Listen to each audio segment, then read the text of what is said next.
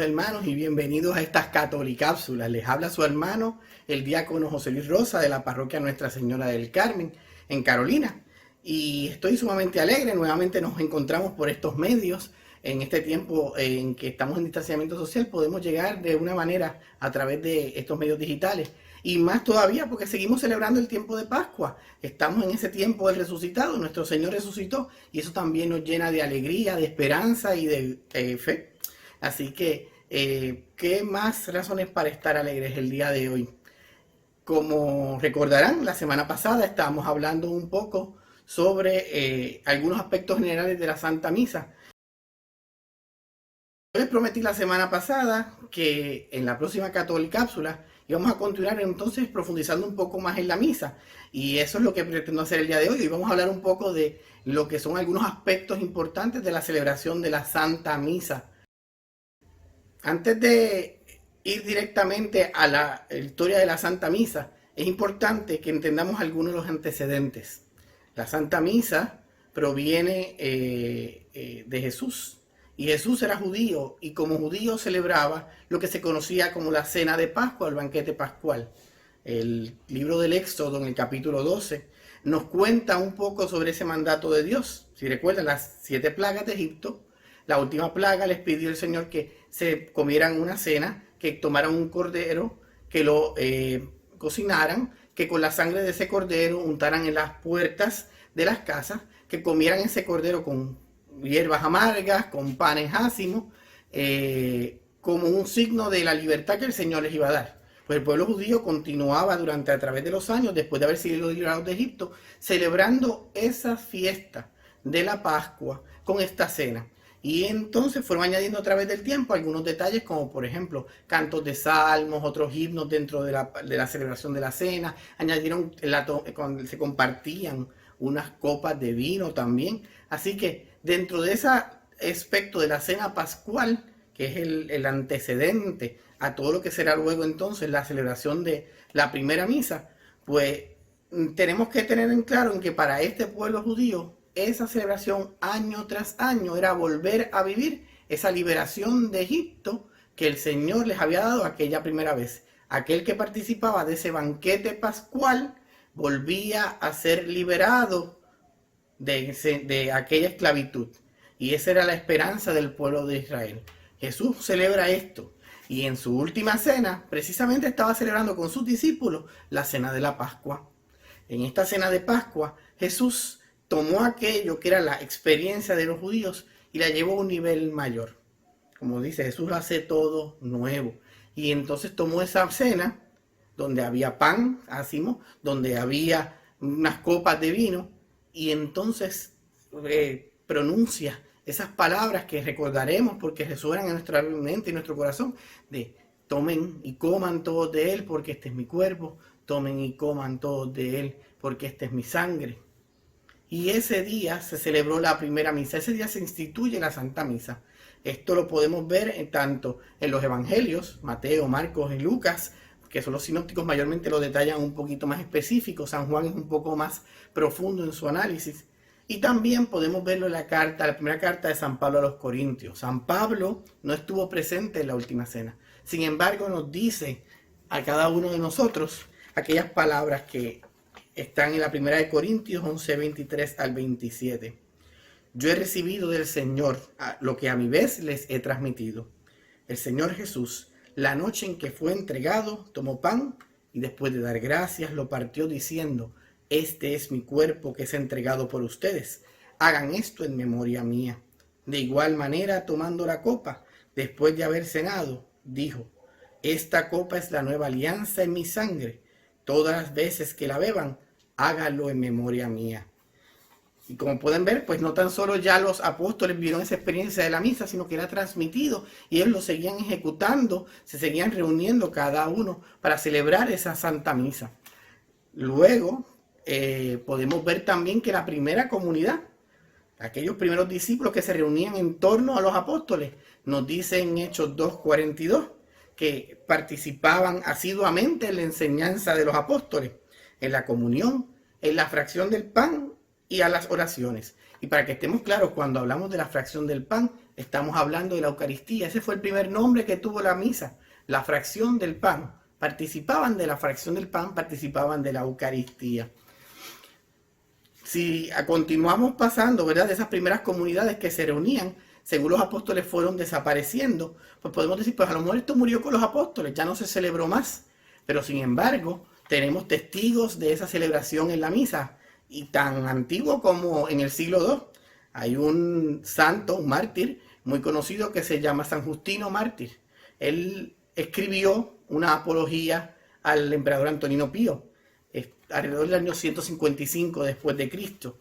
Era una carta donde le explicaba lo que hacían los cristianos en sus celebraciones, para que entendiera por qué no hacían nada extraño, no hacían nada contrario a lo que eran los derechos civiles, para protegerlos a ellos. Y es tan hermosa esta redacción que la quiero compartir con ustedes. Quiero que vayamos sobre ella para que podamos ver que la misa que se celebraba en el siglo II no tiene diferencias significativas de la que celebramos al día de hoy. Nos dice San Justino en su apología: el día que se llama del sol tiene lugar la reunión en un mismo sitio de todos los que lo habitan en la ciudad o en el campo. O sea, se celebraba desde por el principio la misa el día domingo. Es el día del sol, Sunday, como dirían en inglés. Luego nos dice San Justino: se leen las memorias de los apóstoles y los escritos de los profetas, tanto tiempo como es posible. Cuando el lector ha terminado, el que preside toma la palabra para incitar y exhortar a la imitación de tan bellas cosas. Esto es bien similar a lo que nuestra lectura de la palabra. Leemos los escritos de los apóstoles, leemos los escritos de los profetas y recibimos una homilía. Continúa diciendo San Justino: luego nos levantamos todos juntos y oramos por nosotros y por todos los demás donde quiera que estén, a fin de que seamos hallados justos en nuestra vida y nuestras acciones, y seamos fieles a los mandamientos para alcanzar así la salvación eterna. Y no me digan si esto no les suena a ustedes a la oración de los fieles, oración universal que hacemos en nuestras misas hoy en día. Nos sigue diciendo San Justino en su apología: cuando termina esta oración, nos besamos unos a otros. Eso es el rito de la paz, que hoy en día tenemos que hacerlo tan de lejos con un gesto, pero ya ellos lo hacían en sus primeras celebraciones del siglo II, gente. Continúa diciendo: se le lleva al presidente, al que preside, a los hermanos, pan y una copa de agua y de vino mezclados. Esto es la presentación de las ofrendas, como hacemos hoy en día en la misa. El que preside los toma y eleva alabanza y gloria al Padre del universo por el nombre del Hijo y del Espíritu Santo, y da gracias, en griego Eucaristein, largamente, porque hayamos sido juzgados dignos de estos dones. Dígame si esto no es la consagración. Se tomaba el pan, el vino, se hacía una oración larga, para entonces pidiéndole al Señor que seamos dignos de recibir su don, su cuerpo y su sangre. Finalmente, termina San Justino diciendo: cuando terminan las oraciones y las acciones de gracias, todo el pueblo presente pronuncia la aclamación diciendo amén. Cuando el que preside ha hecho la acción de gracias y el pueblo le ha respondido, a todos los que están presentes, se distribuyen a todos los que están presentes pan, vino y agua eucaristizados y los llevan a los ausentes. Esta es la distribución de la Sagrada Comunión. Eso que vamos a recibir nosotros en la misa normalmente, lo hacían ya desde el siglo II. Compartían el pan y el vino eucaristizados, no meramente pan y vino ya. Era algo diferente. Y lo llevaban también entonces aquellos que no habían podido llegar, que estaban presos, que estaban enfermos. Cuando yo leí este relato de San Justino, que es real, estos documentos son reales y los mencionan muchos escritos posteriores, ¿cómo puedo comprender que la misa ha sido la misma en su esencia desde el siglo II hasta el presente? ¿Qué más ha pasado a través del tiempo con la misa? Pues miren, prácticamente desde el siglo IV hasta el siglo VIII, ya estamos hablando de cuando vino el edicto de Milán, Constantino, que viene el momento en que puede celebrarse libremente, sin la persecución, la fe. Pues entonces la celebración de la misa va tomando ciertos atributos típicos de su época o de sus personas. La misa, por ejemplo, se empieza a celebrar en latín. Desde el siglo IV empieza la celebración de la misa en latín y también entonces dejan de celebrar en privado en las casas, como se hacía en los primeros 3 siglos del cristianismo, y entonces empieza a celebrarse en lugares públicos que el gobierno tenía disponibles y se empezó la construcción de basílicas, de templos, de otros lugares para celebrar el culto específicamente. Luego entonces de este siglo VIII entramos entonces en la Edad Media. Y en la Edad Media nos vamos a topar con varios elementos que van a reformular o a afianzar o a definir ciertas doctrinas sobre la presencia real de Cristo en la Eucaristía. Tiene un valor especial esa presencia que ya la conocían, pero se realza más todavía en ese tiempo. Entre ellos está el hecho de que se empieza a utilizar la palabra o el término transubstanciación. ¿Y transubstancia qué dirán ustedes? Pues miren, transubstanciación significa ese proceso, ese misterio por el cual el pan y el vino se transforman en el cuerpo y sangre de Cristo. Aunque parece pan, sabe a pan y huele pan, ahora esa sustancia es el cuerpo y la sangre de Cristo. Así que ese término se acuña, se empieza a utilizar con fuerza durante ese tiempo de la Edad Media. También en esa Edad Media se empezó a utilizar la hostia como el pan redondo blanco que utilizamos hoy en día. Se dejó utilizar el pedazo de pan ácimo, sino se utiliza esta pequeña hostia para consagrarse y distribuirse en las celebraciones. Y algo bien interesante es que en el Concilio de Letrán, en el 1215, se establece que debemos recibir la comunión por lo menos una vez al año. La necesidad de recibir la comunión por lo menos una vez al año. Luego de la Edad Media, entonces nos vamos a encontrar con un tiempo en donde surge la Reforma Protestante. Recuerdan a Lutero y todo lo que vino después, en el meollo después de todo eso. Pues miren, con la Reforma Protestante, la misa tuvo que ser defendida, tuvo que ser reafirmado lo que creíamos desde los primeros siglos. Y desde el Concilio de Trento se afirmaron muchas de las cosas que estaban y se fortalecieron algunas que quizás estaban duda o confusión. Y para esto surge el misal de Pío V. El misal es el libro que dice cómo se celebra la misa. Y en ese misal la idea era lograr unificar las oraciones para que todo el mundo pudiera utilizar las mismas oraciones durante la misa. Y ese misal se utilizó después de ese momento por alrededor de 400 años. Así que aunque tuvo pequeños ajustes y modificaciones, prácticamente se constituyó intacto durante 400 años. Se utilizó ese misal, estaba en latín, así que la gente continuaba todavía la celebración en latín. Después de este tiempo de la Reforma Protestante, seguimos hasta el siglo XX y nos llegó a principios del siglo XX, nos llega el Concilio Vaticano II. El Concilio Vaticano II trabaja con la liturgia, con la renovación de la liturgia, y en esos aspectos de renovación no cambia los elementos esenciales, al contrario, trata de reafirmarlos con más fuerza. Y ahí tenemos que va este concilio a darnos cosas como, por ejemplo, que ya la celebración de la misa no va a ser en latín, sino va a ser en el idioma propio de cada pueblo. También nos trae que va a fortalecer la liturgia de la palabra. Y dos aspectos de ese fortalecimiento es que va a reforzar que la homilía tiene que ser basada en las lecturas, número 1. Y número 2, va a organizar todas las lecturas del año litúrgico completo en 3 ciclos para que podamos recorrer la Biblia en 3 años, lo que conocemos como ciclo A, ciclo B y ciclo C. También el Concilio Vaticano II nos trajo a la misa que ya no se iba a celebrar la misa de espaldas al pueblo, sino que se iba a celebrar hacia el pueblo para que el pueblo pudiera ver todo lo que ocurría desde el altar. Otro cambio significativo en esto es que entonces la misa se presenta no tan solo como algo en lo que yo participo yendo, sino también entonces yo soy parte de esa celebración. Yo, como persona que asisto, o tú como persona que asistes a la misa, estás celebrando con el sacerdote. Todos celebramos. Ya no se escucha la misa, no se habla de escuchar misa, sino yo celebro la Eucaristía, yo celebro la misa junto con el sacerdote y mis hermanos de la comunidad. Porque la misa ahora es una celebración que se resalta ese valor que ya existía, pero se resalta comunitario.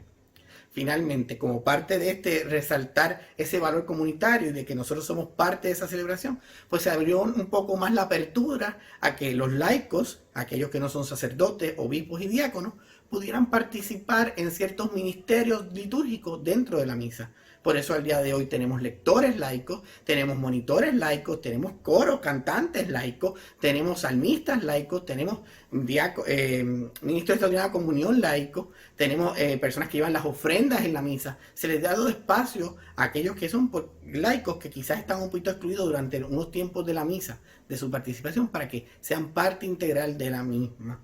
Y finalmente, para completar esto, vino entonces también la creación del nuevo misal de Pablo VI, un misal más atenuado a las realidades, donde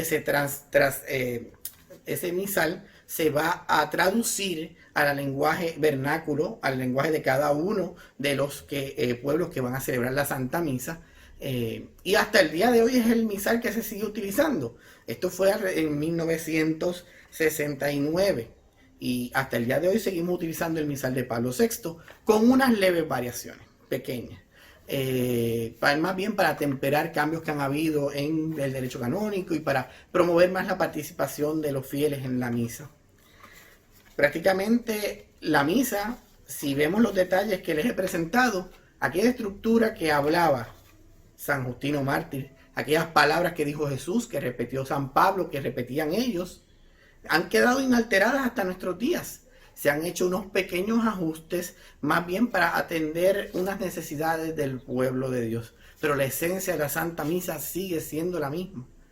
Ojalá que este quick pass, este paseo rápido por esta historia de la misa, nos ayude a valorar un poquito más estas celebraciones, a entender que lo que celebramos no es mío, no me pertenece a mí, sino que es de la iglesia, es un regalo que Dios nos ha dado. Tenemos que atesorarlo, valorarlo, compartirlo con los demás. Y entender un poquito más esto nos puede ayudar a darle ese valor, esa importancia que esto tiene. Queridos hermanos, espero que esta cápsula sobre la Santa Misa nos ayude mucho a comprender estos detalles y a valorar tanto, ¿verdad?, ese regalo que Dios nos ha dado. No quiero que terminemos el día de hoy, que terminemos esta cápsula, sin recordar que el día de ayer, el domingo pasado, estábamos celebrando el cuarto domingo de Pascua, que era el domingo del Buen Pastor. Y así como Jesús es nuestro buen pastor, Él nos ha dado también hombres con su corazón para poder pastorear a nuestro pueblo. Y ellos son nuestros sacerdotes. Y quiero que lo recordemos en este momento de una manera especial. Quiero que este ratito de oración que habitualmente hacemos en las cápsulas, lo dediquemos a orar por nuestros sacerdotes. Para que, ejemplo de Jesús, buen pastor, puedan tener un corazón donde sean mansos y humildes y arda de amor por su Señor, por llevarnos a cada uno de nosotros, a llevar nuestras almas a Jesús. Así que les invito a que me acompañen repitiendo esta oración que va a salirles en pantalla y que presentemos desde nuestro corazón a todos aquellos sacerdotes que de alguna manera han tocado o han compartido con nosotros nuestra vida. Oh buen pastor, en tus brazos puedo descansar. Tu mano me sostiene y me da seguridad. Oh buen pastor. Oración por los sacerdotes. Señor Jesús, pastor supremo del rebaño, te rogamos que por tu inmenso amor y misericordia de tu sagrado corazón, atiendas todas las necesidades de tus sacerdotes. Te pedimos que retomes en tu corazón todos aquellos sacerdotes que se han alejado de tu camino, que enciendas de nuevo el deseo de santidad en los corazones de aquellos sacerdotes que han caído en la tibieza. Que continúes otorgando a tus sacerdotes fervientes el deseo de una mayor santidad. Unidos a tu corazón y al corazón de María, te pedimos que presentes esta petición a tu Padre Celestial en la unidad del Espíritu Santo. Amén. Bueno, pues mis hermanos, de esta manera prácticamente estamos concluyendo esta Catolicápsula, esperando que el profundizar en estos aspectos de la historia de la Santa Misa nos haga apreciarla más. Quiero agradecer a todos aquellos que nos han escrito, nos han presentado, ¿verdad?, sus comentarios, que han compartido estas cápsulas con otras personas. Y por eso les animo a que sigan haciéndolo, sigan compartiendo estas cápsulas con aquellos que lo necesitan, sigan escribiéndonos, sus comentarios son bienvenidos, son apreciados para seguirnos fortaleciendo en este ministerio, y que también compartan aquellos temas que en el futuro quieren que toquemos. Ya sí les adelanto que en las próximas Catolicápsulas, para completar un poco el tema de la misa, pues vamos a profundizar un poquito en los aspectos de la misa, en las partes de la misa y aquellos elementos que quizás a veces pasan por alto o desconocemos que ocurren dentro de nuestra celebración dominical. Así que finalmente no quiero pedirles más, sino que se acuerden de orar por nosotros, para que sigamos siendo fieles al llamado que hemos recibido. Saben que nosotros también continuamos orando por cada uno de ustedes, de sus necesidades. Están en nuestras oraciones todos los días. Y pues, ¿qué nos queda sino pedirle a Jesús, el buen pastor, el que está vivo y resucitado, que los bendiga, los fortalezca y los llene de su paz, en el nombre del Padre, del Hijo y del Espíritu Santo. Amén. No temeré, pues tu mano me sostiene y con